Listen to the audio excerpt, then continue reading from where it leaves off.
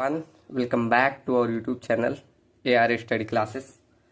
सो हम पढ़ रहे हैं डिजाइन ऑफ कंक्रीट स्ट्रक्चर। और प्रीवियस लेक्चर में हमने अपना 5वां यूनिट स्टार्ट किया था, जिसमें हमने एक लेक्चर किया और बेसिक फाउंडेशन के बारे में सीखा, आईएस कोडल प्रोविजन को भी सीखा। और हमने बोला था कि आज हम स्टार्ट करेंगे डिजाइन ऑफ आइसोलेटेड फुटिंग। ठीक, तो इसका स्टेप स्टार्ट करने से पहले मैं क्या करूँगा, एक छोटा सा टॉपिक छूट रहा था, इसे हम कवर करेंगे। क्या? Critical section. अब देखो, जैसे bending, one way, two way, shear, इनके में क्रिटिकल सेक्शन बनते हैं। अब क्रिटिकल सेक्शन क्या होता है? मतलब बीम का वह पार्ट जहां से बीम फेल होने की संभावना होती है, वही हमारा क्रिटिकल सेक्शन कहलाता है। तो हर केस में बनते हैं। एक बार देख लीजिए, अभी डिजाइनिंग में हेल्प आएगा। ठीक, चलो तो यहाँ पर लिख लीजिए। पहले हम देखेंगे फॉर बेंडिंग मोमेंट के लिए इस पे कहाँ बनेगा। तो इस पे केसेस बनती है। जैसे केस नंबर फर्स्ट लिखेंगे, ये बस थ्योरी है, अभी आगे आपका काफी मदद करेगा। तो केस नंबर फर्स्ट, अगर ये जो आपका ऊपर का कॉलम का भाग कंक्रीट से बना हो, तब आपका जो क्रिटिकल सेक्शन होता है वो एकदम फेस पे बनता है। कहाँ पर? फेस पे। ठीक, एकदम ऐसे फेस पे। मतलब क्रिटिकल सेक्शन आपका जो बीम फेल होने की संभावना, सॉरी बीम बोल रहा हूँ, फुटिंग जो फेल होने की संभावना है उस ये फेस वाले पार्ट से होगी। ठीक, दिख रहा है ना? ये मैंने जो कलर से किया, मतलब यहीं से ये फेल हो जाएगा। कब? अब यही लिख दीजिए, व्हेन फुटिंग इज, व्हेन, ये हटा दूं मैं। देखो क्या बोला मैंने, when footing is, when footing is supported on, supported with, when footing is supported with concrete column, या पेडेस्ट्रियन भी हो सकता है, कुछ भी, मतलब फुटिंग के ऊपर कोई भी पार्ट हो, कॉलम हो, पेडेस्ट्रियन हो या वॉल हो, पेडेस्ट्रियन और वॉल। लेकिन एक बात ध्यान रहे, वो किसका बना हो? कंक्रीट का। ठीक, तब हमारा जो क्रिटिकल सेक्शन बनता है कहाँ पर बनेगा? तो लिखेंगे क्रिटिकल सेक्शन, क्रिटिकल, देन लिखते then critical section is at the face of column. ठीक, तो पहला केस सबको समझ में आया? क्या मैंने बोला कि अगर आपका ये फुटिंग के ऊपर का भाग कंक्रीट कैसे बना हो, चाहे कॉलम हो, चाहे पेडेस्ट्रियन हो, चाहे वॉल, अगर कंक्रीट का बना हो, तब आपका जो क्रिटिकल सेक्शन बनेगा वो कॉलम के फेस पे बनेगा। ठीक, कुछ यहाँ। ठीक, चलो ऐसे केस नंबर सेकंड लिखो। यहाँ मैंने बनाया कि अगर अब ये कंक्रीट का ना बन के किसका बने? ब्रिक मैसनरी का। ये ऊपर का भाग जो है ब्रिक मैसनरी का बनेगा, तो आपका ये यहाँ से फेल होगा। रुको मैं बना के दिखाऊं। ये आपका कॉलम का जब हाफ करेंगे उसके भी आधे से, ये आपने इस कॉलम का हाफ किया ना, दिख रहा है ना? रुको मैं ब्लैक कलर यूज करूं। ये मैंने कॉलम का हाफ किया, मतलब इसका सेंटर पॉइंट किया,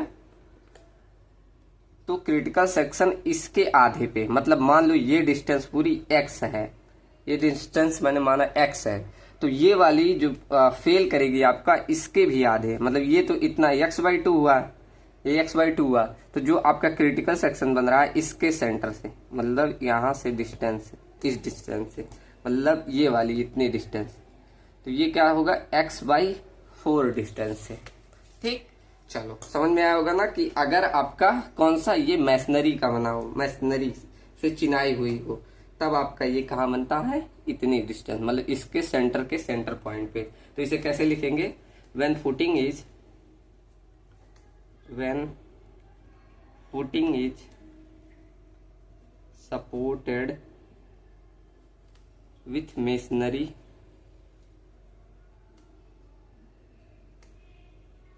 कॉलम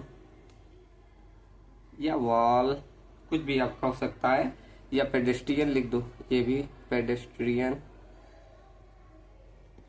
ये। ठीक, तो आपका then critical section, then critical section is at mid of the centre of column and face of column.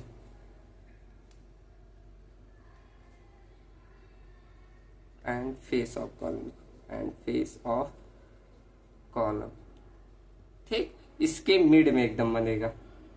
मतलब क्या लिखा मैंने, when footing is supported with masonry column या वॉल या पेडेस्ट्रियन पे, इन सब पे अगर सपोर्टेड है, then critical section is at mid of the centroid, मतलब इस सेंट्रॉइड के मिड पे, of column and face of column, इस कॉलम और इस फेस ऑफ कॉलम के मिड पॉइंट के मिड में बन रहा है। ठीक, समझ में आना, सेंट्रॉइड मतलब ये हो गया और उसका मिड मतलब ये हो गया। तो इस पे आपका कब बन रहा है, जब आपका मेसनरी कॉलम बना हो या मेसनरी वॉल हो या मेसनरी पेडेस्ट्रियन हो। ठीक, तो सेकंड केस सबको समझ में आया। अब ऐसे थर्ड केस आता है, आपने देखा होगा ऐसे थर्ड केस, कई कॉलम या वॉल को देखा होगा आपने, रेलवे स्टेशन पे देखा होगा जरूर, कॉलम्स को ऐसे गजट प्लेट पे लगाए होते। गजट प्लेट का होता है, एक बड़ी सी प्लेट होगा जो बोल्ट से ऐसे लगाए होंगे। ठीक, तो वो स्टील स्ट्रक्चर में आप लोग पढ़ेंगे, तो ये कुछ ऐसे होता है, ये ऐसे एक प्लेट होता है, उसके बोल्ट द्वारा ऐसे कसे हुए होते हैं इस कॉलम को। ठीक, सपोर्ट एक प्रकार का देता है। तो अगर इस प्रकार नीचे गजट प्लेट लगा हो, तब आपका जो क्या बनता है क्रिटिकल सेक्शन, वो इस गजट प्लेट के सेंटर पे बनेगा। यहाँ मतलब इस फेस ऑफ कॉलम और इस गजट प्लेट, इसके सेंटर पे, इन दोनों के सेंटर पे बनेगा ऐसे। ठीक, कहां पर बनेगा, इसके सेंटर पे। तो इसे कैसे लिखोगे कि when column is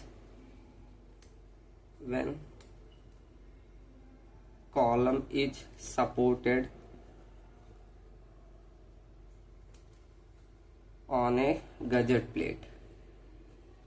gazette plate के बारे में आप लोग स्टील डिजाइन जब पढ़ेंगे अगले सेमेस्टर में, तब वहां अच्छे से मालूम चलेगा। ठीक, तो गजट प्लेट क्या मैंने बोला, when column is supported on a gusset plate, then critical section is at mid of face of column and the edge of gusset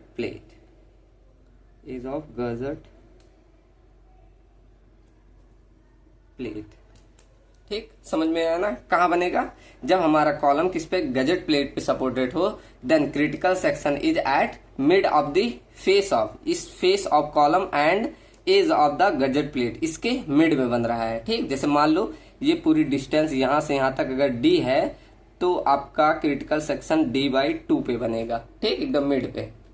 चलो, ये तीनों केस सबको समझ में आए होंगे, कोई टफ पॉइंट नहीं है, बस थ्योरी था। अब ऐसे सेम हम 1 वे और 2 वे सीयर में देखते हैं, इस पे कहाँ बनेगा। इसका मैंने टॉप व्यू भी बनाया क्योंकि ये 2 डायरेक्शन में देखना पड़ेगा। ठीक, चलो, तो 1 वे सीयर। अब इसमें देखो, जब आपका 1 वे सीयर होता है, तब आपका क्रिटिकल सेक्शन इस फेस ऑफ कॉलम से d डिस्टेंस दूरी पे बनता है, और जब आपका 2 वे कॉलम होता है तो ये d/2 डिस्टेंस पे बनता है, लेकिन चारों तरफ बनता है। ठीक, तो एक एक करके लिखो। जब मैंने बोला 1 वे सीयर आ रहा हो, तब आपका क्रिटिकल सेक्शन कहाँ बनेगा, तब critical section is at d distance away from face of column. ठीक, क्या मैंने बोला कि अगर आपका 1 वे सीयर आ रहा है, तो आपका क्रिटिकल सेक्शन इस फेस ऑफ कॉलम से d डिस्टेंस पे, मान लो ये d डिस्टेंस इतना है, तो ऐसे कुछ यहाँ पर जाकर ये क्रिटिकल सेक्शन बनेगा।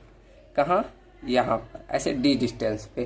ठीक, समझ में आया ना। तो सेम अगर ऐसे हम टॉप व्यू से देखें, यहाँ पर ऐसे टॉप, ये इसका टॉप व्यू है, तो ऐसे टॉप व्यू में ये अभी हमें निकालना भी पड़ेगा। ठीक, कैलकुलेशन होता है यहाँ, बस समझ लीजिए क्या होता है। तो अभी डिजाइनिंग जब स्टेप पढ़ेंगे तो वहाँ और वैल्यू रखेगा। ठीक, तो टॉप व्यू से ऐसे देखेंगे तो ये ऐसे बढ़ा लाओ, ऐसे d डिस्टेंस ये भी हो जाएगा।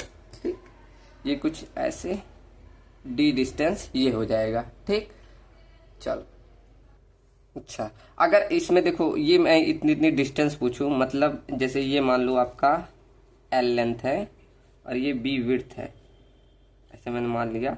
अब आपसे मैं इतना, और ये मान लो ए पॉइंट है, ये बी डिस्टेंस है, इसकी डिस्टेंस मतलब ये इतना डिस्टेंस ए है और इतना डिस्टेंस बी है।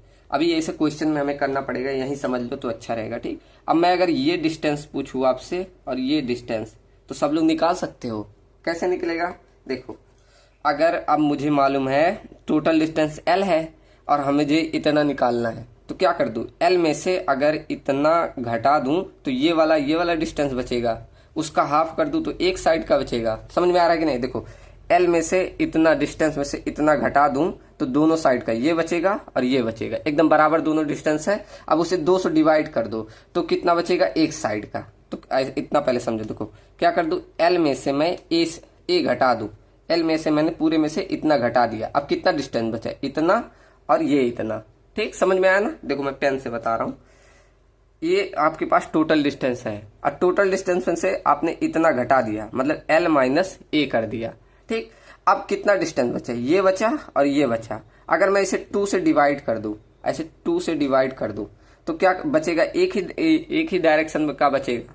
ठीक, मतलब इतना डिस्टेंस आपका ये आ गया। ठीक, अब मुझे इतना ज्ञात करना है, मतलब यहां से यहां तक का इतना डिस्टेंस ज्ञात करना है, तो ये वाला घटा दो, मतलब L minus A by 2 minus D. ठीक, मतलब इतना डिस्टेंस आपका कितना आ गया, L minus A by 2 minus का डी। समझ में आया ना सबको? आशा करता हूं समझ में आया होगा। अभी ये डिजाइनिंग में ये डिस्टेंस यूज होगी, इसीलिए बता दिया। ठीक, चलो, और ये भी एक पॉइंट ध्यान रखिए इसमें, जब हम 1 वे सीरियल लेंगे ना तो ये हमेशा लॉन्गर स्पैन के लिए लिया जाता है। तो ये पॉइंट ध्यान रखिए, it is always consider for longer span. ठीक, ये ऐसे पॉइंट ध्यान रखिए।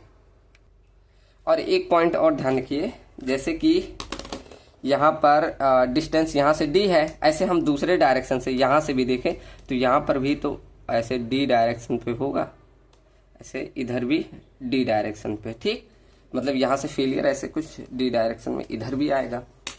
तो जो आपका फेलियर बनता है वो यहाँ से यहाँ नहीं, ऐसे कुछ फेलियर इस तरह बनता है, इस तरह।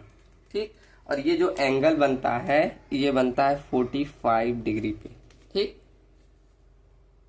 इस लाइन को आप बोल सकते हैं, यहीं से आपका लोड मतलब जा रहा है सॉइल पे, तो डिस्पर्जन ऑफ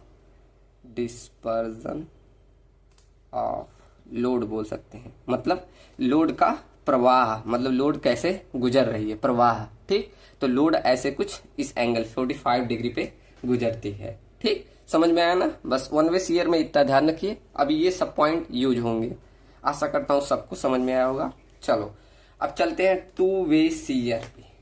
अब 2 वे सीयर में मैंने पहले ही बता दिया कि क्रिटिकल सेक्शन कहाँ बनेगा, डी बाई 2 डिस्टेंस पे, फ्रॉम कहाँ से, फेस ऑफ कॉलम पे। तो बना दो पहले वही, कहाँ पर बनेगा, डी बाई 2 डिस्टेंस पे।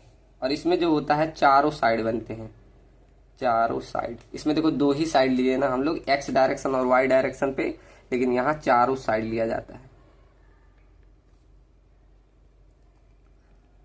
देखो ऐसे चारों साइड आपको लेना पड़ेगा इसमें। ठीक, कुछ ऐसे आप एक मतलब वो देखे होंगे क्या, जैसे मैं दिखाऊं। अब देखो इस गत्ते की सहायता से समझिए ये कैसे ये फेलियर हो रहा है चारों तरफ। देखो ये आपका मान लो सॉइल का सरफेस है और मैंने ये फाउंडेशन ऐसे प्रोवाइड किया है, समझ में आ रहा है, ऐसे फाउंडेशन। तो आपने इस फाउंडेशन डिजाइन में भी पढ़ा होगा कि जब ये 2 वे सीयर, या इसे जब हम एक नाम और बोलते हैं क्या, पंचिंग सीयर फेलियर। मैंने बोला था ना, पंचिंग सीयर फेलियर, इसे एक नाम और बोला जाता है, पंचिंग सीयर फेलियर। मतलब ये पंच करके अंदर पूरा ऐसे चला जाता है, ये ऐसे पूरा चला जाएगा और आसपास पूरे चारों तरफ, ऐसे चारों तरफ, ये चारों साइड। देखो ये आपका कॉलम था, ऐसे चारों साइड ये प्रभाव डालेगा। ठीक, इन सब में क्या हो रहा था, कहीं इधर एक साइड 2 साइड, लेकिन जब पंचिंग सीयर फेलियर होता है तो ऐसे चारों साइड, ये चारों साइड प्रभाव डालता है। ठीक, तो इसमें जब अभी सीयर का कैलकुलेशन करेंगे तो ऐसे चारों साइड ये ध्यान देना पड़ेगा। ठीक, तो ये ध्यान रखिएगा कैसे हुआ, ऐसे चारों साइड, यहाँ भी d/2 डिस्टेंस, यहाँ भी d/2 डिस्टेंस, यहाँ भी d/2 डिस्टेंस, यहाँ भी d/2 डिस्टेंस पे ये फेलियर आ रहा है। ठीक, कुछ इस तरह, ऐसे टॉप व्यू देखेंगे तो कुछ इस तरह। ठीक, इससे और अच्छे समझ में आया होगा आप लोग को। तो ये डिस्टेंस कितने पे हो रहा है क्रिटिकल सेक्शन, d/2 डिस्टेंस पे। ठीक, और इसमें जो भी शियर का फेलियर होता है ऐसे सेम 45 डिग्री पे, कितनी 45 डिग्री पे क्या होता है, distribution of load, distribution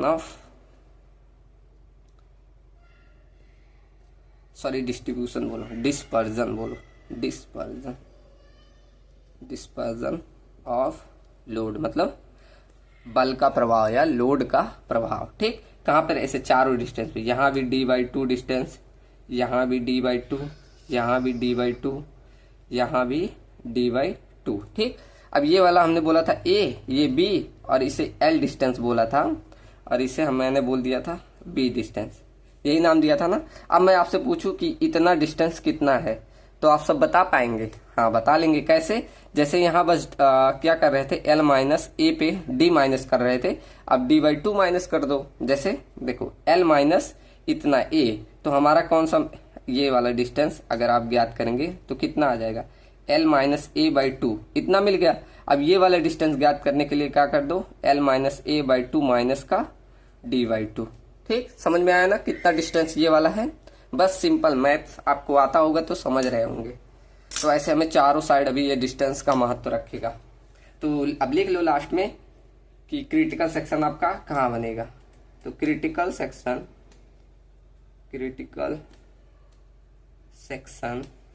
is act d/2 distance away from face of column. ठीक, इतने डिस्टेंस पे एक्ट करेगा। तो मैंने बहुत स्लो समझाया है, आशा करता हूँ सबको समझ में आया होगा। कोई डिफिकल्ट पॉइंट नहीं है, बस थोड़ा सा ध्यान देने की जरूरत थी। ठीक, चलो सबको समझ में आया ना, कमेंट पे जरूर बताइएगा अगर किसी को प्रॉब्लम हुई होगी। चलो अब बढ़ते हैं डिजाइनिंग ऑफ आइसोलेटेड फुटिंग। उससे पहले मैंने देखो एक आइसोलेटेड फुटिंग बना दिया, ये सामने का व्यू है, ये टॉप व्यू है। ठीक, अब देखो जब आपका ये कॉलम है तो इस पे ऊपर से सुपर स्ट्रक्चर से कुछ ना कुछ लोड आ रहा होगा। ठीक, आ रहा होगा, सब जानते हैं। तो ये हम मान लो पी लोड हम मान के चल रहे हैं। अभी हम डिजाइनिंग शुरू कर दिए। ठीक, डिजाइनिंग ऑफ आइसोलेटेड फुटिंग। अब हमने माना कि ऊपर से जो सुपर स्ट्रक्चर से लोड आ रहा है वो पी लोड है। ये ग्राउंड सरफेस बना दूं तब समझ में आएगा, ये ग्राउंड सरफेस होता है। ठीक, ऐसे सिंबल दिखा दो, क्या है, ग्राउंड लेवल। ये आपका ऊपर का भाग सुपर स्ट्रक्चर होता है, नीचे का भाग सब स्ट्रक्चर। ठीक, चलो तो मैंने माना कि ऊपर से कितना पी लोड आ रहा है और इस फुटिंग की डेप्थ को हम मान ले रहे हैं कैपिटल डी डेप्थ। ऐसे अगर इसमें सरिया प्रोवाइड किए हो, मान लो नीचे सरिया प्रोवाइड है हमारा, तो यहाँ से सेंटर तक की डिस्टेंस स्मॉल डी होती है, शुरू से ही हम पढ़ते आए। तो जब ऊपर से पी लोड आता है तो हमारा सॉइल नीचे से जितनी सॉइल की बियरिंग कैपेसिटी होती है नीचे से वो भी अपना लोड लगाती है। ये आपने फाउंडेशन में जरूर पढ़ा होगा, बियरिंग कैपेसिटी निकालने के बहुत सारे मेथड होते हैं। ठीक, तो ये सॉइल नीचे से, आपकी जो सॉइल है ये नीचे से अपना जितना दम है वो लगाती है। नहीं रहेगा तो आपका ये फाउंडेशन सेटल कर जाता है, जिससे फेल कर जाएगी। आपने ये सब फाउंडेशन में पढ़ा होगा। ठीक, तो ये नीचे से हमारा एक लोड किसका, सॉइल का आता है।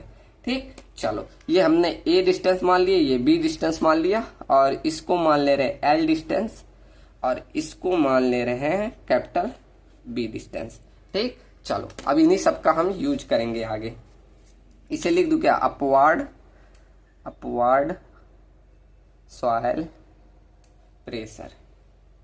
ठीक, सॉइल मैकेनिक्स में सबने, सॉइल मैकेनिक्स बोल रहा हूं, फाउंडेशन डिजाइन इसी सेम में आप लोग का सब लोग पढ़े होंगे। मैंने खुद 2 यूनिट डाले हैं तो आप लोग को उससे आइडिया हुआ होगा। ठीक, चलो तो स्टार्ट करते हैं डिजाइनिंग। तो पहला स्टेप इसमें आपका होता है step number first, load calculation. क्या होता है, लोड कैलकुलेशन। इसमें थोड़े ज़्यादा है, मतलब देखते चलिएगा, थोड़ा टाइम ज़्यादा लगेगा।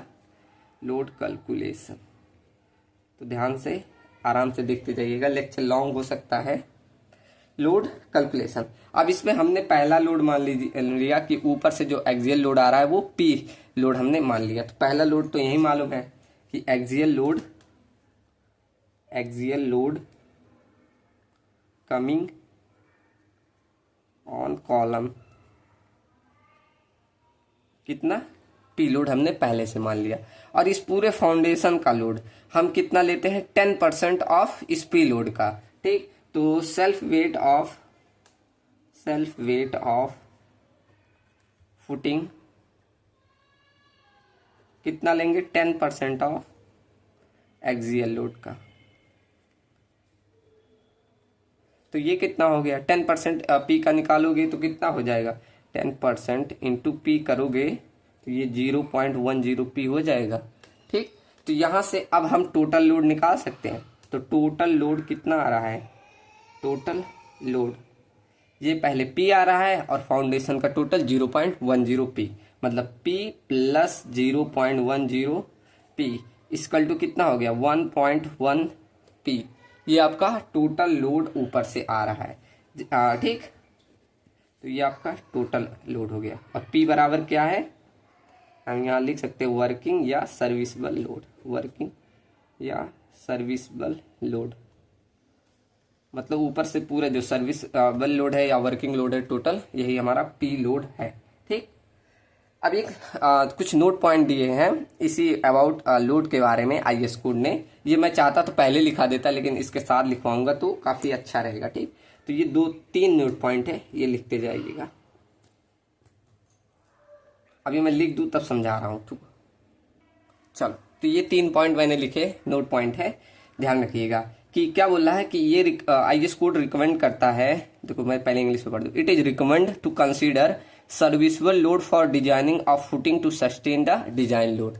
मतलब कह रहा है कि हम जब भी डिजाइनिंग करेंगे फुटिंग का तो हमेशा सर्विसेबल लोड, मतलब ये जो पी लोड 1.1 पी निकाले हैं इसको लेंगे, ना कि वहां पर हम फैक्टर ऑफ सेफ्टी अप्लाई करेंगे। ठीक, तो वहां factor of safety already apply रहता है, तो उसमें नहीं लेना। कब लेना है ये भी बोला है कि for calculating area of footing, जब हम एरिया ऑफ फुटिंग ले रहे हैं तो वहां भी हमें सर्विसेबल लोड या वर्किंग लोड कंसीडर करना है। ठीक, तो जब आप एरिया ऑफ फुटिंग लेंगे तब भी आपको क्या लेना है, सर्विसेबल लोड या वर्किंग लोड, यही वाला।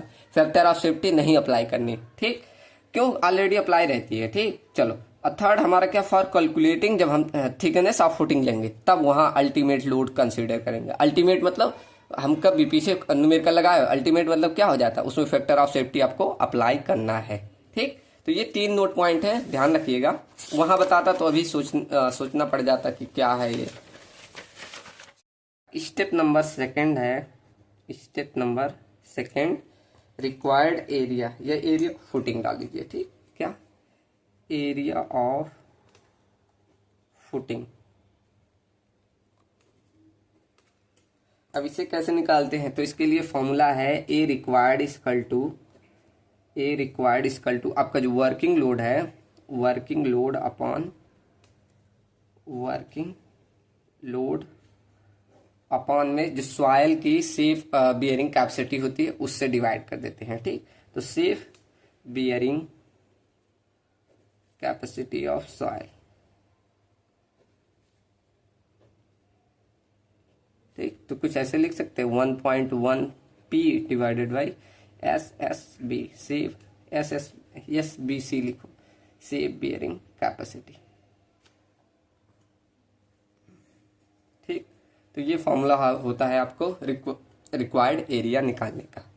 चलो अब बढ़ते हैं स्टेप नंबर 3 पे। स्टेप नंबर 3 हमारा होता है अपवर्ड सॉइल प्रेशर को निकालना। ठीक, कितना सॉइल हमारा ऊपर प्रेशर लगा रही है, जैसे हमने पढ़ा था पीछे, इसको मैं निकाल लूँ मैं, अब ये समझ में आएगा। देखो स्टेप नंबर 3 हमारा होता है ये अपवर्ड सॉइल प्रेशर कितना आ रहा है ये हमें निकालना, जिसे हम सॉइल में क्यू से डिनोट करते हैं ना, तो यहाँ वही निकालेंगे, अपवर्ड सॉइल प्रेशर। अब इसमें 2 केसेस बनते हैं कि अगर आपका केवल एक्सियल लोड आ रहा है अगर सेकंड केस बना कि एक्सियल लोड के साथ बेंडिंग मोमेंट दोनों आ रहा है, तो फर्स्ट क्या मैंने बोला कि only in case of axial load, only in case of axial load, जब ये केस बने तब वहां पर आप Q इक्वल टू बस लगा दीजिए प्रेशर अपॉन एरिया। ये आपका फॉर्मूला हो जाता है अपवार्ड सॉइल प्रेशर निकालने का। लेकिन जब आपका उसमें मूवमेंट भी आ जाए, मतलब बेंडिंग मूवमेंट, तब आपको क्या करना है, यहाँ प्लस माइनस देखो only in case of axial load and bending moment. तो इस केस में कैसे निकालेंगे, तो Q बराबर P by A plus minus M upon I into Y. ये आपने इक्वेशन पढ़ा होगा, M upon I equal to sigma upon Y equal to E upon R, ये जरूर पढ़ा होगा। ऐसे देखो पढ़ा है ना ये equation, M upon I equal to sigma upon Y equal to E upon R. तो ये वाला कहाँ से निकला, इस सिग्मा को रोक के यहाँ भेजा गया है तो ये आ जाता है, ठीक। और ज़्यादा इसका डेरिवेशन हमें नहीं देखना, बस यही ध्यान रखिए कि फॉर्मूला कैसे होता है, sigma equal to P upon A plus minus M upon I into Y, ठीक। ये वाला केस बहुत कम बनता है क्योंकि अभी देखेंगे यही आपका पहले ही केस से न्यूमेरिकल ज़्यादा आता है, ठीक। ये वाला केस अभी हमारा फाउंडेशन डिजाइन वैसे ही इतना लार्ज है तो इतना डीप में नहीं पूछता, ठीक। चलो अब बढ़ते हैं स्टेप नंबर 4। अच्छा नहीं, अभी इस पे पॉइंट है, ये भी लिख लो कि अगर आपका Q मालूम चल गया तो वहां पर आप फैक्टर करना पड़ेगा। यहाँ मतलब जब आपने Q निकाल लिया तब उसमें आप 1.5 से मल्टीप्लाई करके फैक्टर कर दीजिएगा इसको, ठीक। तो ये भी ध्यान रखिए कि इसमें फैक्टर ऑफ सेफ्टी लगाना पड़ेगा, ठीक। और एक नोट पॉइंट लिखिए कि अगर आपको ये मालूम चल गया Q की वैल्यू तो आप थिकनेस ऑफ फाउंडेशन इजिली निकाल सकते हैं, ठीक। तो लिख लेंगे with the help of Q, with the help of Q we will find out thickness of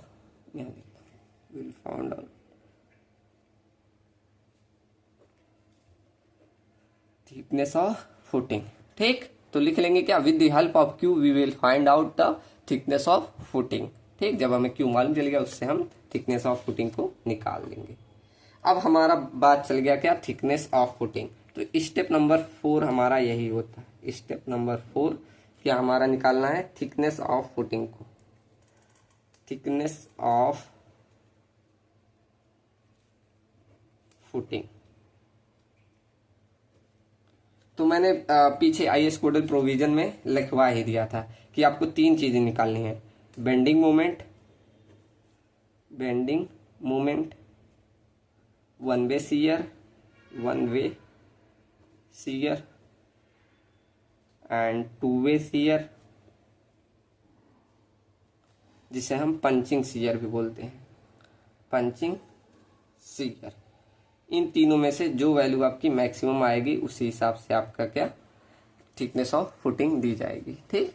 चलो तो इन तीनों का अब हमें निकालना पड़ेगा। तो स्टेप नंबर 4 डालिए, स्टेप नंबर 4 हो गया, अब स्टेप नंबर 5 डालो।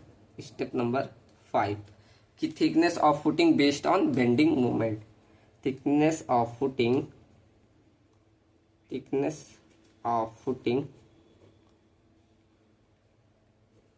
बेस्ड ऑन बेंडिंग मोमेंट, ठीक। चलो तो ये इससे निकालना होगा। अब इसके लिए मुझे क्रिटिकल सेक्शन आपको लाना पड़ेगा, एक सेकंड, ये देखो। अब इसके लिए आपको क्रिटिकल सेक्शन में जाना पड़ेगा। तो मैंने बताया था जब आप बेंडिंग मोमेंट निकालेंगे उसके लिए क्रिटिकल सेक्शन आपका, अब ये समझ में आ रहा है ना, हम कहाँ पहुंच गए, thickness of footing based on bending moment पे। अब इसके लिए पहले जब आप बेंडिंग मोमेंट में आ गए तो तीनों में से केस में देखेंगे कि आपका क्रिटिकल सेक्शन कहाँ बन रहा है। तो चलो हम मान ले रहे पहला केस ही हमारा बन रहा है कि मान लिया हमारा जो क्या मतलब बेंडिंग मोमेंट केस में कि आपका क्रिटिकल सेक्शन एकदम फेस ऑफ फुटिंग पे बन रहा है, मतलब एकदम यही बन रहा है, ठीक। हम पहला केस लेके चल रहे हैं। आप अगर ऐसे सेकंड थर्ड बोल लेगा तो वो भी निकाल लेंगे, ठीक। चलो पहला केस लेके कंसीडर करके कर रहे हैं, ठीक। तो इमेज मैं नहीं बना रहा हूँ, सब लोग मैं यही समझाते जाऊंगा। ठीक, तो इसको यहाँ लिख दे जो हम कंसीडर कर रहे हैं कि critical section is at the face of footing, sorry face of column. ठीक, तो पहले केस में कहाँ बन रहा है क्रिटिकल सेक्शन? एकदम फेस ऑफ कॉलम पे, तो यही हम लेके चल रहे हैं। ठीक, कहाँ पे? एकदम फेस ऑफ कॉलम पे।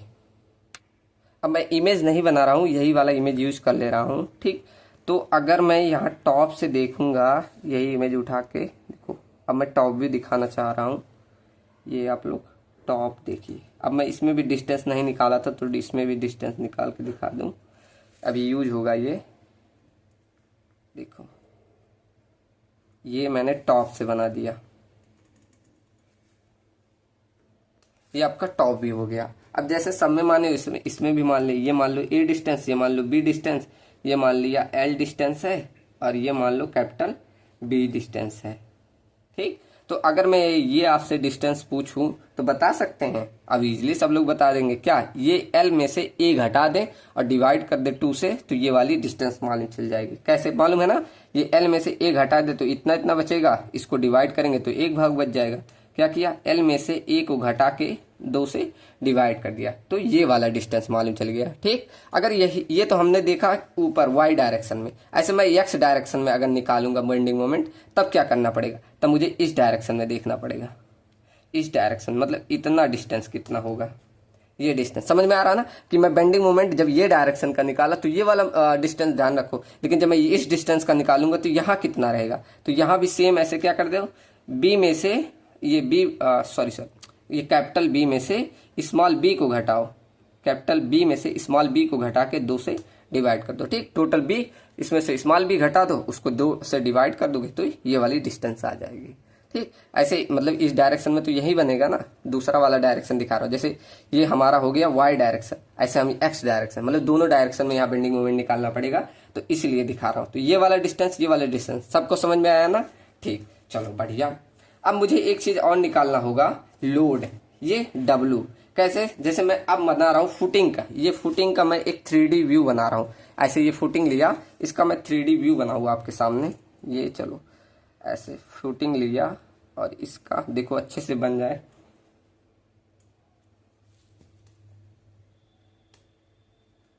चलो मान लो ऐसे है, चलो मैं बनाऊं पहले आराम से।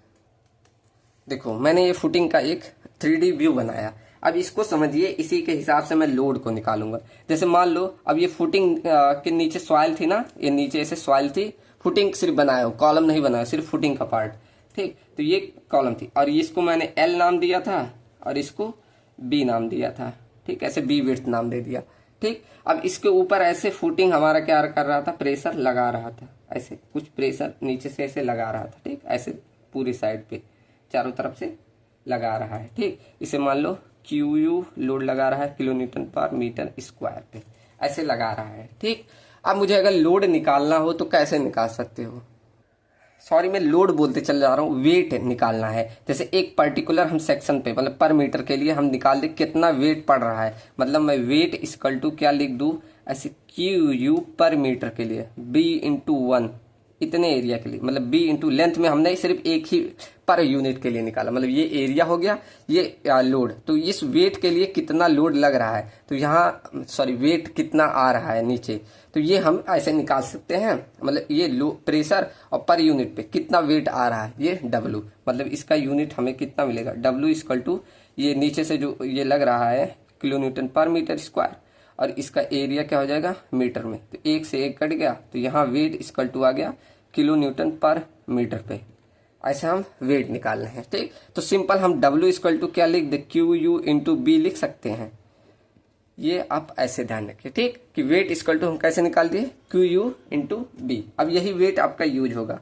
ठीक, चलो इतना समझ में आया ना कि पर मीटर पे इसका वेट फाउंडेशन का कितना है, QU इंटू B। ठीक, चलो अच्छा अब ये फिगर देखिए आप, ये फिगर देखिए, मैंने बोला इस नीचे सॉइल है, फाउंडेशन के नीचे सॉइल रहती है, सॉइल ऊपर से ऐसे प्रेशर लगा रही होगी, ऐसे लगा रही होगी। ठीक, सिंपल लगा रही है ना। और ये ऐसे यहाँ से तो फेस से तो फेल नहीं होगी, यहाँ से फेस से जहां भी मतलब फेल होगी, ये इतना तो प्रेशर लगाएगी कोई असर नहीं पड़ेगा, लेकिन जब किनारे लगाएगी ये इतने पार्ट पे तो एज अ कैंटिलीवर रिएक्ट कर रहा है। देखो ये इतने पार्ट पे तो कुछ नहीं होगा जो कॉलम वाला है, लेकिन ये जो बचा एज अ कैंटिलीवर रिएक्ट करेगी। तो यहाँ जो हम बेंडिंग मोमेंट निकालते हैं, तो यहाँ मैक्सिमम बेंडिंग मोमेंट जो निकालोगे, मैक्सिमम बेंडिंग मोमेंट निकालोगे वो एज अ कैंटिलीवर निकालोगे। कैसे? इसे एक कैंटिलीवर की तरह बना दो। कैसे? ऐसे देखो, ये मान लो लास्ट वाला पार्ट है, ये इतना वाला बचा हुआ पोर्शन नीचे से ऐसे लोड लगा रहा है, ये क्यूयू जो प्रेशर नीचे से आ रहा है लोड, ठीक। तो इसे हम कुछ ऐसे लिख सकते हैं, तो बेंडिंग मोमेंट इक्वल टू, इसके लिए क्या होता है, डब्ल्यू लोड मान लो है और ये एल डिस्टेंस पे है, तो डब्ल्यू एल स्क्वायर बाई 2। हम पहले से बेंडिंग मोमेंट का जानते हैं, कैसे होता है, डब्ल्यू एल स्क्वायर बाई 2, यही होता है ना, ठीक। और ये वाली डिस्टेंस सबको मालूम है, एल नहीं, ये वाली डिस्टेंस कितनी बची है, ये वाली डिस्टेंस कितनी है, यहाँ देखो हमने निकाला है कितनी है, एल माइनस ए बाई 2। समझ में आया ना सबको? ये डिस्टेंस भी मालूम है, एल बराबर यहीं ऐसे लिख दो, एल माइनस ए बाई 2। तो यहाँ अब हम क्या बेंडिंग मोमेंट निकाल लिए, हमें डब्ल्यू भी मालूम है, हमें एल भी मालूम है, ठीक। पेशेंस रखना, इसमें थोड़ा सा मतलब कठिन पड़ जाएगा जो ध्यान नहीं देंगे, ठीक। तो यहाँ डब्ल्यू बराबर हमने निकाल लिया, क्या निकाला, क्यू यू इंटू बी, ये हमारा डब्ल्यू हो गया था। और एल की वैल्यू हमारी क्या हो गई, एल माइनस ए बाई 2 का, और ये स्क्वायर में है तो इसको स्क्वायर कर दी, पूरे का स्क्वायर, ठीक, बाई 2, ठीक। तो ये आपका आ गया बेंडिंग मोमेंट। और ये किस डायरेक्शन में निकाला, ये वाला डायरेक्शन कौन सा है, वाई डायरेक्शन। तो यहाँ लिख लेंगे bending moment in Y direction, in Y direction. सबको समझ में आया ना? किसी को कोई प्रॉब्लम, बहुत आराम से बता रहा हूं, ठीक। ये क्योंकि सबको डाउट हो जाता है। तो यहाँ पर Q इंटू बी, और इसका क्या कर दे, L माइनस ए का ऐसे होल स्क्वायर रख दो, L माइनस ए का होल स्क्वायर, और ये बाई 4 अपॉन 2। तो इसे सॉल्व करोगे तो ये आ जाएगा क्यू यू इंटू बी, और ब्रेकेट में L माइनस ए का होल स्क्वायर, ये नीचे चला जाएगा तो 8 हो जाएगा, ठीक। तो यहां से आपका आ गया bending moment in Y direction. ऐसे सेम बस आप चेंज कर दीजिए, bending moment in X direction में क्या हो जाएगा, bending moment in X direction. बस अब एक्स डायरेक्शन में जो यहाँ बी लिए हो यहाँ एल कर दो बस, और डिस्टेंस वाला यहाँ चेंज कर दो बस। तो जब एक का मालूम चल गया, बस ऐसे लिख दो क्यू यू इंटू एल, और ये ब्रेकेट में डिस्टेंस वाला वैल्यू वो वाला ले लो, यहाँ पर capital B minus small B का होल स्क्वायर बाई 8। हर कोई के थोड़े निकालेंगे, एक का निकाल दिया दूसरे का ऐसे दिखा दो, Q U into L bracket में capital B minus small B का होल स्क्वायर बाई 8, ठीक। इतना समझ में आया ना कि एक्स डायरेक्शन और वाई डायरेक्शन में बेंडिंग मोमेंट कैसे निकालेंगे, ठीक। तो यहां से अब क्या करेंगे कि दोनों में से मैक्सिमम बेंडिंग मोमेंट लेंगे। कौन? जो हमारा एक्स डायरेक्शन में बेंडिंग मोमेंट आया और वाई डायरेक्शन में, उन दोनों में से जो मैक्सिमम आ गया वही आपका बेंडिंग मोमेंट हो जाता है, ठीक। तो बेंडिंग मोमेंट मैक्स इन एक्स डायरेक्शन और बेंडिंग मोमेंट मैक्स इन वाई डायरेक्शन, ठीक। जो इन दोनों में से मैक्सिमम वैल्यू आ जाएगी वही आपका बेंडिंग मोमेंट आ जाएगा, ठीक। चलो यहां तक समझ में आया ना? अब सिंपल आपको थिकनेस निकाल लेना है, check for thickness, check for thickness. अब बेंडिंग मोमेंट आ गया, थिकनेस कैसे निकालेंगे, कितने लोग को आइडिया आ रहा है? देखो पीछे हमने एक फॉर्मूला पढ़ा था ना, वहीं से कैसे हमने पढ़ा था, bending moment max equal to Q B D square, याद है फॉर्मूला सबको? बस अब डी यहां से निकाल दो, बेंडिंग मोमेंट मालूम चल गया तो डी की वैल्यू आराम से निकल गई। कैसे? इसको इधर भेज देते थे और ये हमारा हो जाता था bending moment by Q into B, और ये अंडर रूट में हो जाएगा, ठीक। अब क्यू की वैल्यू कैसे निकालते थे, हर एक ग्रेड के आधार पे, ग्रेड ऑफ स्टील कैसे है यहाँ से साइड में लिख दो। जैसे मान लो ये आपका ग्रेड है FE 250, FE 415, FE 500, और यहाँ क्यू की वैल्यू निकालते थे 0.148, 0.1 लिख दो, चलो 0.148 इंटू FC के 0.138, FC के 0.134 FC के, ठीक। तो कुछ इस तरह से निकालते थे, तो यहाँ से हमें डेप्थ मिल जाएगा। ठीक, ये हमारा रिक्वायर्ड डेप्थ आता है जो आता है। ठीक, उसके बाद हम उससे ज़्यादा एज्यूम कर लेते हैं। ठीक, तो ये हमारा हो गया बेंडिंग मोमेंट किसके आधार पे, मतलब सॉरी डेप्थ किस थिकनेस किसके आधार पे, बेंडिंग मोमेंट के आधार पे। चलो अब हमारा आता है स्टेप नंबर 6।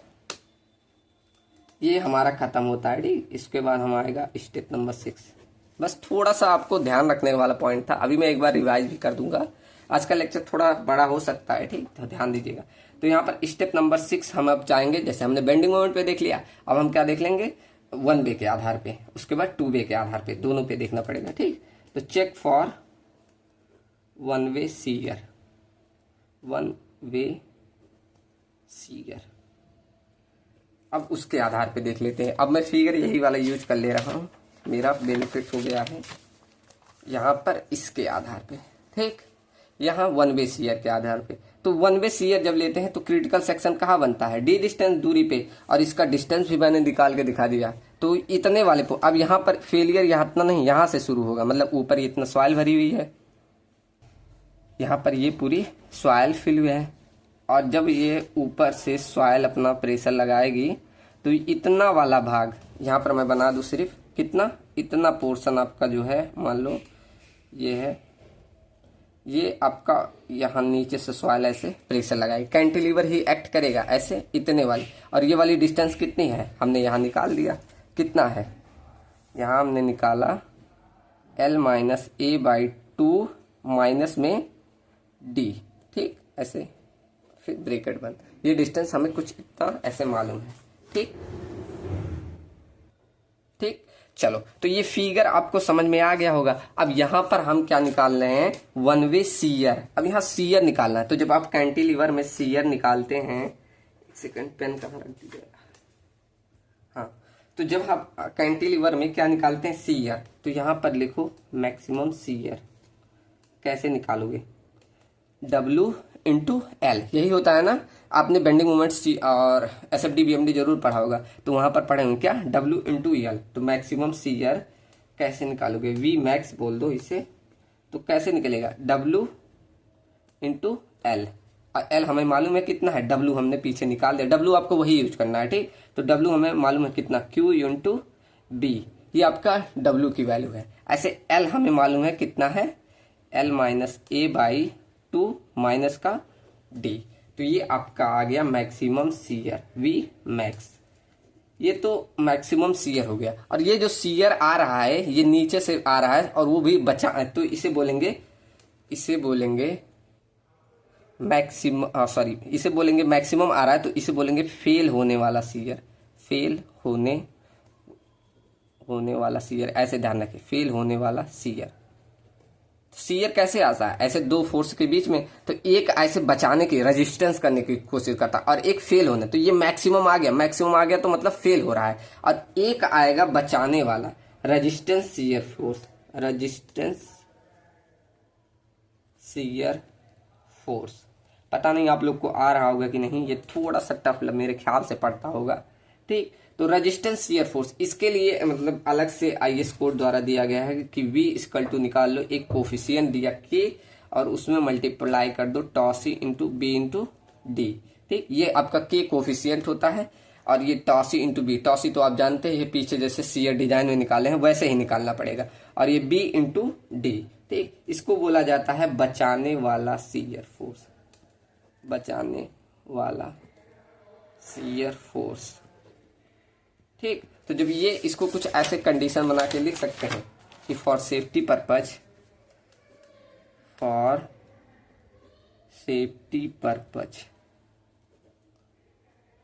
हम सेफ्टी के लिए क्या चाहेंगे कि हमारा मैक्सिमम कम आए और बचाने वाला रेजिस्टेंस ज्यादा रहे, तो कुछ ऐसे लिख दो, Q इंटू B ब्रैकेट में L-A/2 माइनस का D, फिर माइनस का D, फिर ये वैल्यू कम होनी चाहिए या बराबर होनी चाहिए K into tau C into B into D से। ठीक, इससे अगर कम या बराबर है तब आपका वहां फाउंडेशन फेल नहीं होगा। ठीक, ये हमारा हो गया 1 वे शियर के आधार पे। अभी इसमें और बचा है, अब जब हम शियर चेक कर रहे हैं तो एकदम मान लो शियर की तरह ही देखेंगे। ठीक, अब इसमें हम नॉमिनल और टॉसी दोनों निकाल के कंडीशन चेक करते हैं। नाउ नाउ आप क्या निकालेंगे, फर्स्ट ये निकाल दो nominal shear force, nominal shear force. अब ये नॉमिनल शियर फोर्स कैसे निकलता है, पीछे वहां पढ़े थे ना, tau V equal to V U upon B into D, तो ऐसे कुछ निकालना है, ठीक। और वी यू बराबर क्या यूज करना है, जो पीछे आपने वी यू शियर फोर्स निकालना है, ये यही वाला जो आपने लिया है वही यहाँ वी यू यूज करना है, ठीक। तो वी यू बराबर क्या लेना है, क्यू इंटू बी ब्रेकेट में L minus A by two minus का डी, ये आपको वी यू बराबर यूज करना, और बी इंटू डी तो आप निकालेंगे फिगर से, ठीक। तो ये हमारा क्या हो गया, नॉमिनल शियर फोर्स। सेम ऐसे निकालेंगे B resistance shear force, resistance shear force जिसे हम टॉसी रेजिस्टेंस बोलेंगे, यहाँ टॉसी रेजिस्टेंस। अब इसके लिए क्या करेंगे, के मल्टीप्लाई कर देंगे टॉसी से, तो यही आपका क्या हो जाएगा, रेजिस्टेंस शियर फोर्स, ठीक। यहाँ रेजिस्टेंस शियर स्ट्रेस लिखिए, सॉरी रेजिस्टेंस शियर स्ट्रेस, ठीक। और के की वैल्यू कैसे निकालेंगे, ये आप तो इसके लिए आपका एक चार्ट है, ये ध्यान रखिए। अब इतना सारा डाटा आप कैसे ध्यान रखेंगे, ये आप लोग सोच रहे होंगे, तो ये सब आपको ध्यान होगा प्रैक्टिस से, ठीक। तो आपकी जब वैल्यू, डेप्थ की वैल्यू 300 mm से ज्यादा, ये सब mm में है, ठीक, mm mm mm mm, जब 300 mm से ज्यादा हो तो वहां k की वैल्यू 1, फिर अगर 275 mm तक हो तब 1.05, अगर 250 हो तो 1.10, अगर आपका ये 225 हो तो 1.15, ऐसे 200 है तो 1.120, ऐसे ध्यान रखेंगे तो ध्यान हो जाएगा, ठीक। 1 पॉइंट ऐसे देखो 5 ही बढ़ता गया है, ठीक। तो इस तरह आप के को ध्यान रखिएगा। तो के मालूम चल गया, और टॉसी की वैल्यू आप निकाल लेंगे। टॉसी कैसे निकलेगा, वेयर टॉसी डिपेंड ऑन, टॉसी कैसे निकालते थे वहां, टॉसी डिपेंड ऑन, आप शियर चैप्टर जब पढ़े थे ये दो चीजों से निकलता था, एक ग्रेड ऑफ कंक्रीट और दूसरा हम देखते थे परसेंटेज ऑफ स्टील पीटी, फिर इन दोनों से हम टॉसी निकाल देते थे, सेम जैसे शियर में निकाले हो वैसे, ठीक। तो फाइनली यहाँ लास्ट में हम चेक कर देते हैं, फाइनली यहाँ हम देखते हैं कि टॉ वी की वैल्यू, जो यहाँ नॉमिनल वैल्यू आपने निकाला, ये कम है या नहीं, कम या बराबर होना चाहिए, ये टॉसी रेजिस्टेंस है। अगर इससे बराबर या कम है तो, सॉरी बराबर या ज्यादा है, तब आपका समझो सेफ है शियर, ठीक, शियर में। तो hence footing is safe in one way shear. सब लोग एक बार खुद से करना, नहीं तो ऐसे ये भूल जाएगा, ठीक। क्योंकि थोड़ा देखो इसमें कैलकुलेशन ज्यादा पड़ रहा है, इतने बड़े बड़े स्टेप आ जा रहे हैं, लेकिन कोई बड़ा नहीं, बस यही बेंडिंग मोमेंट और वन वे शियर, अभी टू वे शियर, बस यही दोनों में थोड़ा सा बड़ा पड़ता है, नहीं तो ये एकदम इजी है, और बाकी स्टेप तो सेम है, ठीक। तो 7वां स्टेप मैंने यहाँ लिख दिया, क्योंकि इसमें फिगर से कुछ और भी समझाना पड़ेगा, इसलिए मैंने फिगर भी बना रहा है, ठीक। चलो, तो 7वां स्टेप हमारा क्या है, पंचिंग शियर फेलियर, या इसे टू वे शियर फेलियर बोला जाता है। अब इसे टू वे शियर फेलियर क्यों बोला जाता है, इसमें दोनों डायरेक्शन में फेलियर होता है। जैसे आप यहाँ टॉप व्यू से देख सकते हैं, एक्स और वाई डायरेक्शन दोनों में होता है। जैसे अगर मैं जूम करूं, देखो अब आपको दिखाई दे रहा होगा, ऐसे दोनों डायरेक्शन, वाई डायरेक्शन में भी और एक्स डायरेक्शन, दोनों डायरेक्शन में ऐसे चारों तरफ फुटिंग के फेलियर दिखाई देगा, ठीक। इसलिए इसे टू वे शियर फेलियर भी बोला जाता है, ठीक। इसमें क्या होता है, जैसे आपका सॉइल नीचे से, ऐसे देखो ये सॉइल नीचे से आपका प्रेशर या जिसे बियरिंग रेजिस्टेंस बोलते हैं वो अप्लाई करता है, तो इतने पोर्शन से तो ये मतलब कॉलम रजिस्ट कर जाता है, लेकिन ये वाला फेल करने लगता है, ठीक। और इस मतलब यहाँ से नीचे सॉइल क्या करती है, पंचिंग शियर अप्लाई करती है, ठीक। और ऊपर से आपका कॉलम क्या करता है, रजिस्ट करने की कोशिश करता है, जिससे इन दोनों में एक रेजिस्टेंस पैदा करता है। जैसे मैंने एक अरेंजमेंट बनाया है, ये देखो, मान लो ये एक कॉलम है, सॉरी ये एक फुटिंग है, और ये ऊपर जो व्हाइट पेज से मैंने बनाया ये आपका कॉलम है।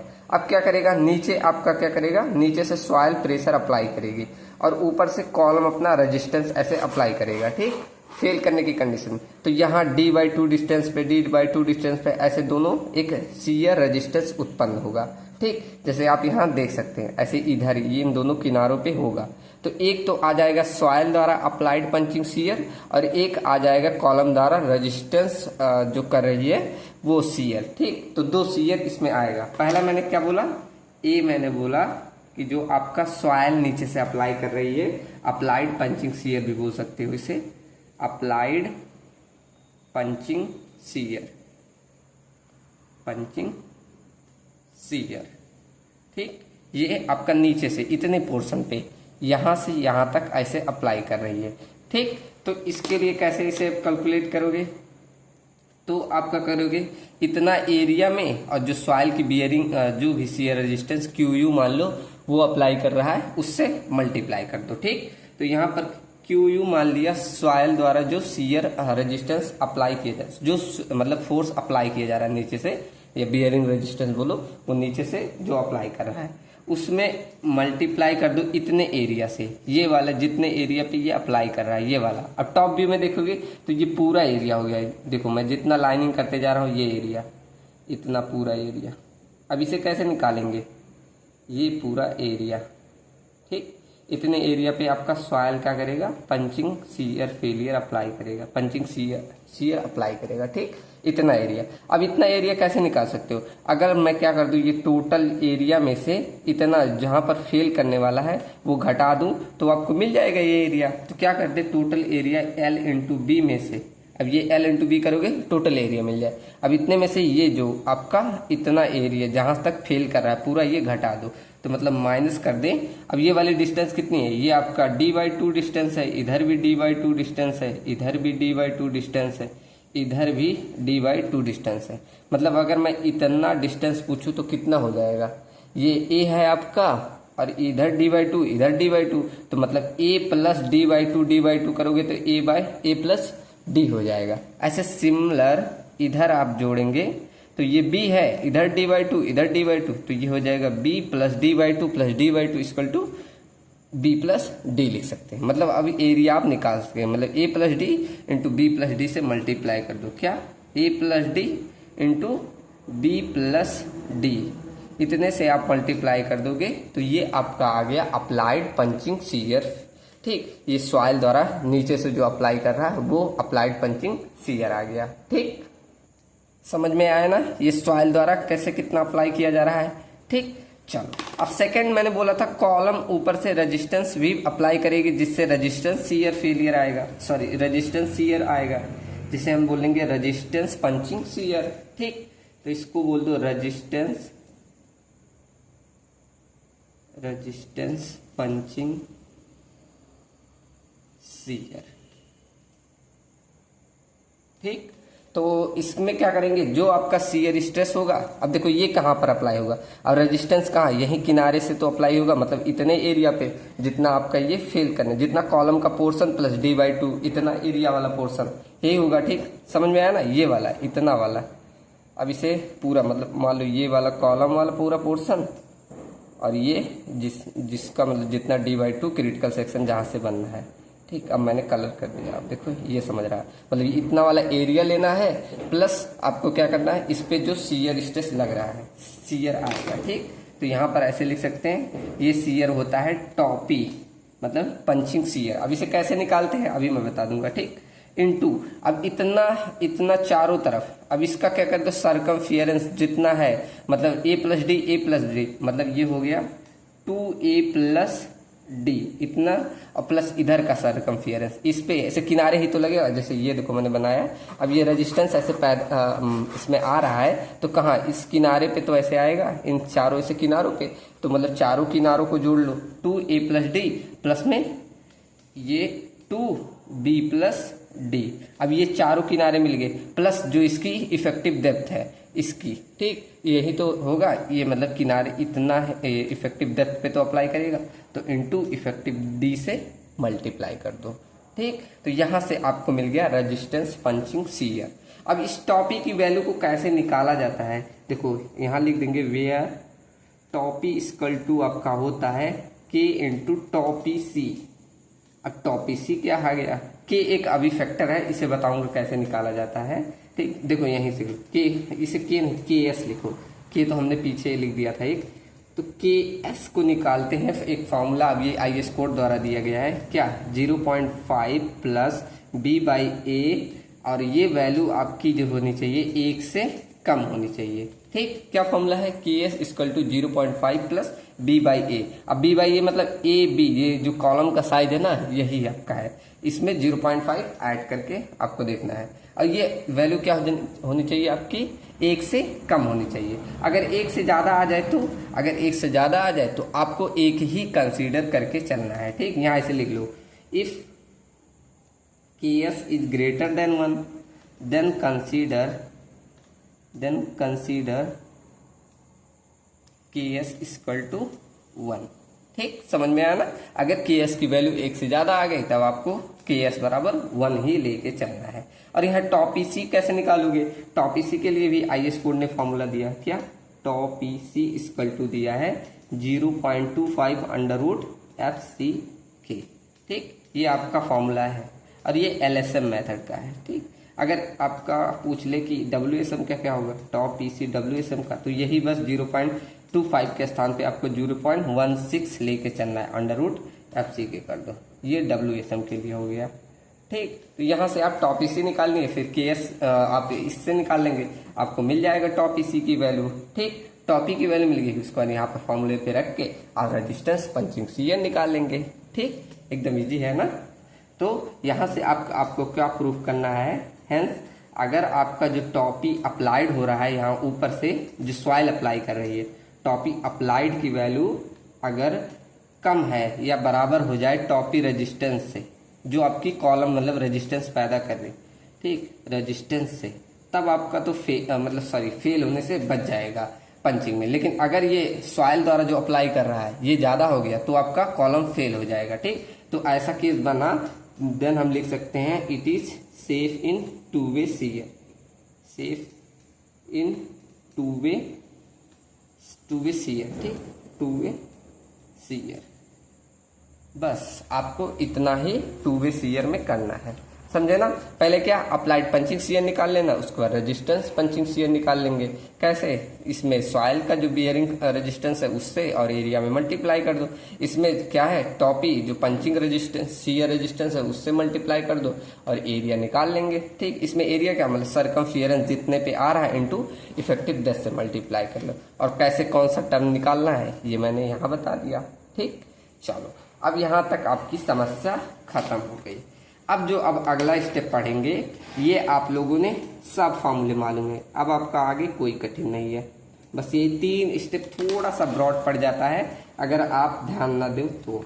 ठीक, चलो तो अगला स्टेप आपका क्या रहेगा, एरिया ऑफ रेनफोर्समेंट निकालना, एरिया ऑफ रेनफोर्समेंट को निकालना। अब देखो आपको सब चीजें मालूम चल गई, आप यहाँ से विड्थ लेंथ और डेप्थ अब तक सब आप कैलकुलेट कर लोगे। कैसे, अभी क्वेश्चन करोगे तब मालूम चल जाएगा।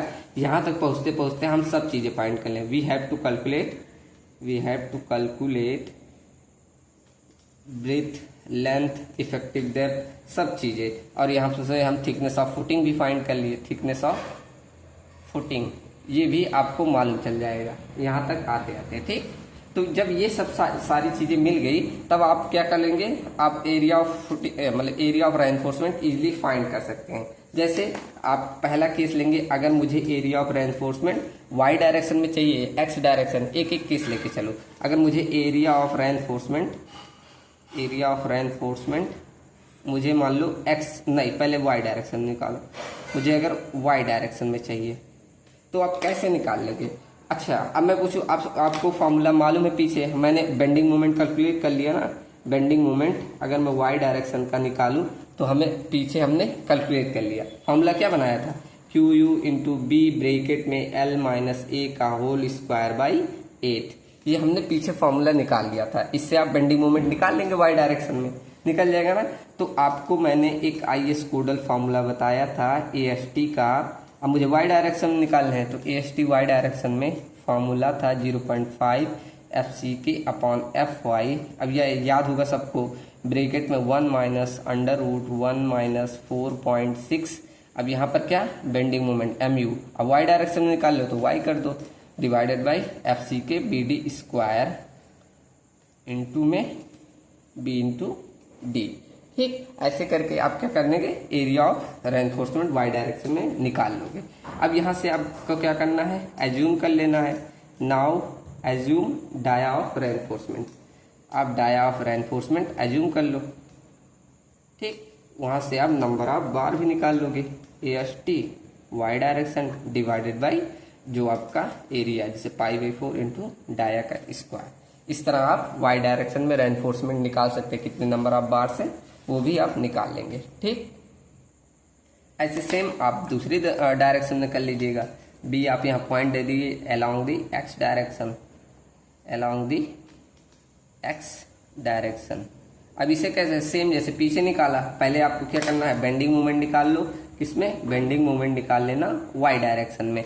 कैसे, उसका भी फॉर्मूला सेम वैसे था, बस थोड़ा सा चेंज आ गया था कि Q U into L B minus small B का whole square divided by A थी करना। ऐसे आप बेंडिंग मोमेंट फाइंड कर लेंगे। बेंडिंग मोमेंट हम पीछे सीखे हैं कैसे निकलेगा। ठीक, वो फाइंड कर लिया तो एरिया ऑफ स्टील का फॉर्मूला हमने पहले ही पढ़ा है। तो एरिया ऑफ स्टील का फॉर्मूला क्या, वही 0.5 एफ सी के अपॉन एफ वाई ब्रेकेट में 1 माइनस अंडर रूट 1 माइनस 4.6 और उसके बाद M U X divided by F C K B D square और ब्रेकेट में बी इंटू डी। ये तो फार्मूला अब इतनी बार लिख दी, सबको एकदम दिमाग में हो गया होगा। ठीक, तो यहाँ से आपने एक्स और वाई डायरेक्शन में आपने क्या कर लिया, एरिया ऑफ रेनफोर्समेंट फाइंड कर लिया। अब यहाँ भी आप एज्यूम कर लेना, assume dia of bar assume कर लेना। ठीक, उसके बाद नंबर ऑफ बार कैसे निकाल लेंगे, ए एस टी एक्स डायरेक्शन में मालूम चल गया, डिवाइड कर दो किससे, एरिया से π/4 इंटू डाया का स्क्वायर, उससे डिवाइड करके नंबर ऑफ बार्स भी फाइंड कर लोगे। ठीक, उसके बाद लास्ट स्टेप आपका होता है, जो भी स्टेप हो, स्टेप 8 9 चलो मान लो 9। ठीक, तो स्टेप 9 आपका होता है लास्ट डिटेलिंग ऑफ रेनफोर्समेंट। अब जो जो चीजें आपने निकाली है सबकी डिटेलिंग कर दीजिएगा। ठीक, उसके लिए फिगर मैंने नहीं बनाया, आप बना लीजिएगा। ठीक, तो यहाँ से इतना बड़ा स्टेप आपका होता है, बड़ा नहीं, आप एक बार खुद से करेंगे तो आपको इजी लगेगा। ठीक, तो ये आपका खत्म होता है आइसोलेटेड फुटिंग की डिजाइनिंग का स्टेप। ठीक, तो आशा करता हूँ सबको क्लियर हुआ होगा। एक बार खुद से सब लोग स्टेप लिखेंगे, उसके बाद अगला जो लेक्चर आएगा मैं एक क्वेश्चन कराने वाला हूँ। चलो क्वेश्चन मैंने नोट किया है, ये रहा, सब लोग ट्राई भी करना। ये रहा क्वेश्चन कि design isolated footing to carry an axial load of 1200 kilo newton. इतना का एक्सियल लोड लगा है, through a column of size इस, देखो अब कॉलम की साइज आपकी कौन सी दे दी, स्क्वायर 450 इंटू 450 mm का इतना कॉलम का साइज है। हैविंग 4 mm और 25 mm, सॉरी 4 बार वो भी 25 mm डाया के ये इतना रेनफोर्समेंट दिया है। बियरिंग कैपेसिटी ऑफ सॉइल कितना दिया है, 105 किलो न्यूटन का। Assume of footing to be 1.2 metre below the ground level, use M25 and FE 415। मतलब आपका जो फुटिंग है वो 1.25 इतना मतलब बिलो द ग्राउंड पे है। ठीक, और आपको क्या यूज करना है, M25 ग्रेड की कंक्रीट और FE 415 का आपको स्टील यूज करना है। ठीक, तो ये रहा आपका जो डिजाइन मतलब आइसोलेटेड फुटिंग का क्वेश्चन। सब लोग ट्राई करना और जो स्टेप मैंने बताए एक बार खुद से लिख के सब लोग ट्राई करना। ठीक, खुद से करोगे एक बार तो एकदम दिमाग में आ जाएगा। ठीक, चलो तो मिलते हैं अगले लेक्चर में, इसका मैं सोल्यूशन बताऊंगा। ठीक, चलो मिलते हैं नेक्स्ट वीडियो में। Thank you so much and thanks for watching.